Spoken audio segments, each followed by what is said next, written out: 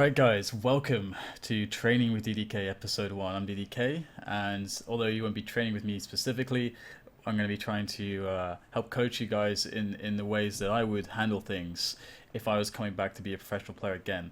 I like to try to break down and isolate all the different factors and identify them so that we can then attack the issue of improving and having the highest skill in the quickest amount of time, and using our time, because our time is precious after all, guys. We're pretty awesome people. We time is very important. We have good things to be doing, got books to read, we have other so first things first, we're going to be talking about mechanics. So as is the theme to all of my stuff, we need to identify what this word even means, because there's lots of people who will throw this word around. You'll see it in StarCraft, you'll see it in all kinds of different games. Generally speaking, it's going to be involving your ability to use mice. Actually, this Sari one is actually a new one that I just bought recently in anticipation of being able to play quite a bit. But another fancy YouTube cut. I waffle on a lot, so that's why I'm tending to do this. It's actually a faster way to actually edit stuff rather than recording an entire thing. Anyway, so yeah, mouse mechanics is going to be somewhat of the focus here. We're going to have good practice. I'm going to show you a couple good practices for the two predominant ways of aiming in the game when it comes to understanding how to use your mouse and in what situations to use these two techniques. We're going to be looking at flicking, and we're going to be looking at tracking. Two most important things. Now, you can make this a lot more complicated, but we're going to stick with the basics for now, because when it comes to actually practicing and improving your skill, you need to be able to do both things. You need to level out the skill, because most people, especially the lower level players, it's more intuitive, it's more inherent to actually, because you're not thinking about it, right? You're just playing and trying to shoot people. You think about flicking more than you think about tracking. Jump into this. I'm going to answer the question, simple question, why do we do this? Why do we supplement training? Because that's what we're doing, right? We're going into the gym. I know there's no weights or anything like that, but it's a similar principle. What do you do in the gym? Well, you're able to actually isolate and supplement certain movements and exercises to strengthen certain areas that otherwise through the main sport or the main activity, which is going to be formulated of a much more compound exercise, which let's say is going to be playing a game of Counter-Strike where you're doing all these different kinds of things. You can't specifically go into a game of Counter-Strike and be like, well, usually I'm an AWPer, I'm going to be practicing tracking in this match. So then you're walking around with an AWP tracking. Maybe that's not really how your AWPing, the style of AWPing you actually want to do works. The tracking aim is going to be helpful for the pistols, so it gets a little bit weird. You want to be able to take what you want to train, find an environment to isolate it, and then boom, just level it up. That's what we want to do. So that's why we train, or why you want to train this way. It also means that you need to know exactly what you're doing, because you need to know exactly what you want to achieve. So you take the correct course of action. You need to identify all this stuff. So boom, boom, boom. Let's go into the video on flicking first of all. Alright guys, so yeah, flicking is pretty awesome.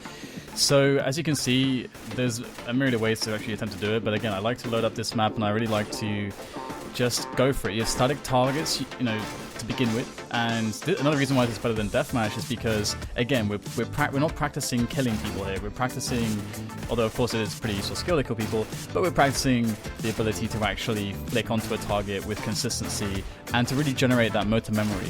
And you can also just notice, it might be a question, you're standing still in the game, you're going to be moving around.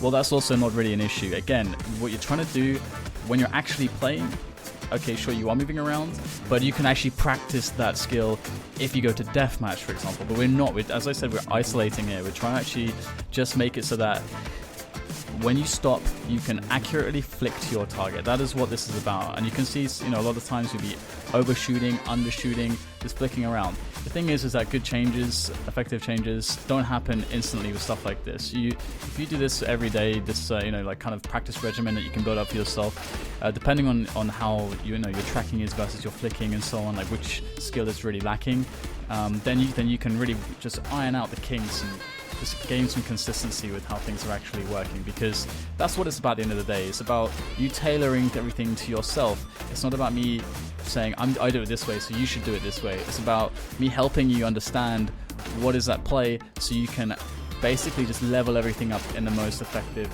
way that you can. And that's basically what this is about. So yeah, this is one way to do it, and you can make the targets move around as well. That's another very important way to have a very good good mix of skills, because this map, one of the reasons why it's so good is because you can make the bots move, you can make the surfaces level and unlevel, you can have crates.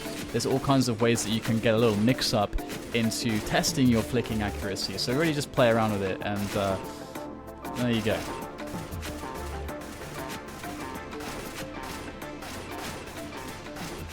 Good to see you again. So it's pretty much time to go back in though, because we're going to be looking at tracking now. And again, this is the other main skill. You got the flick aiming, you got the smooth tracking because you're following a target. These are, I'll explain in this segment, why that's more, what that's good for, what that's useful for, and well, honestly, I'm keeping it quite basic with the videos. There's actually loads of fun stuff you can do with the map and ways you can mix it up to have some fun with it. And of course, blasting some tunes when you're actually doing this, music that pumps you up, the music that you can just zone out with. I really enjoy those sessions sometimes. But anyway, without further ado, let's talk about the tracking. Alright guys, so we're back in business here on the map, and as you can see, I set the bots to move because tracking is about following a moving target. And the most important thing you'll notice is that I'm not flicking. This is very different to like micro flicks, any kind of flicks. You want to be following them, and it's, of course, sometimes when you start to lose the tracking, sometimes you kind of want to flick, but the key thing about the tracking, and I'm just shooting by the way, just because you wouldn't just track an object unless you're doing crosshair placement. By the way, crosshair placement, very, very good mechanic. You should always practice because it creates not only good tracking practice, and as you can see here, I'm just going absolutely nuts here to really test it to the extreme on the fastest speed. But yeah, with the good crosshair placement, not only are you practicing having the crosshair and always having it in the right place, you can react as quickly as possible, and it's also generating anticipation. That's really, really important because tracking is about anticipation. You're anticipating the movement. You always have to be a tiny bit ahead, and you'll notice that. And that's why it gets really hard when the targets move very quickly. And one thing you can try to do, if you're someone that has your forearm on the pad, and you're a guy that uses the claw grip like myself, claw grippers often like to pivot off of the butt of the palm, so you can get some nice flick action, precision with the wrist.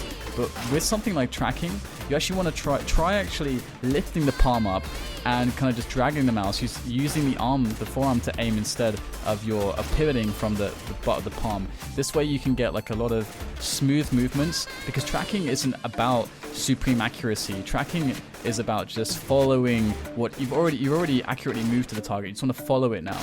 And this is the most important skill if you want to be a great pistol player. That's one of the reasons why my pistols are phenomenal, because this skill set is something that you use to the max in Quake. And like my lightning gun aim was incredibly good. It's one of the best weapons I ever had in Quake, and it's all about tracking and prediction, anticipation.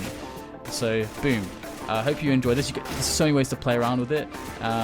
Please check out all the different options on the map, because you can, as you can see, what I'm doing right here, you can really mix it up. All right, cool. So we've done flicking and we've done tracking. So these are two most important basic skills. Of course, there's a lot of ways to complicate it a little bit, ways that in certain weapon techniques you want to do a little bit of this, a little bit of that. Different situations call for different things, but as long as you have, these are the two kind of top skill sets. Everything else branches down from them when it comes to how you use any weapon technique. Let's think about spraying with a rifle or something. Okay, that's maybe you flick to them initially, maybe you miss the shot. Now you need to track. How does the tracking work? Well, basically now you have the ability to, you figured out a good technique you're comfortable with to actually like pull down, and you've done a lot of practice like figuring out the recoil. You can do that on this server as well, on this map as well, and it's something I often mix into my training sessions. I'll mix in a lot of recoil training, 2 bursts, 3 bursts, 4 bursts, 5 bursts, 4 also, and I do it on moving targets as well. So I flick, I do it on static targets, then I make the targets move around, and I try to use my mind's eye, as it were, to see the spray as I'm tracking, basically. So your what is the word? You're adapting the recoil control to a moving target using the tracking skill that you've generated. So you get a more comfort in that sense, and you're less likely to just go all over the place. And it's very, very important skill sets, and you can see how it basically gives you everything. Now there's lots of other stuff you can practice here and there, and as far as what I would recommend that you would do, I would say at least 30 minutes of this every day if you want to be a really good player, at least. And when it comes to training other stuff, moving whilst doing these things, as I said, you can go to deathmatch if you want to warm up for a game. Deathmatch is much more appropriate because you're in unless you haven't played in a really long time, then I would actually say deathmatch is worse, because in that sense, movement's not the least of your issues. Your biggest issue if you haven't played in a long time is the fact that you have no feel for actually moving the mouse to the targets and for the recoil and stuff. So then I would advise kind of training in a closed environment like this. So yeah, this is episode 1 of Training with DDK.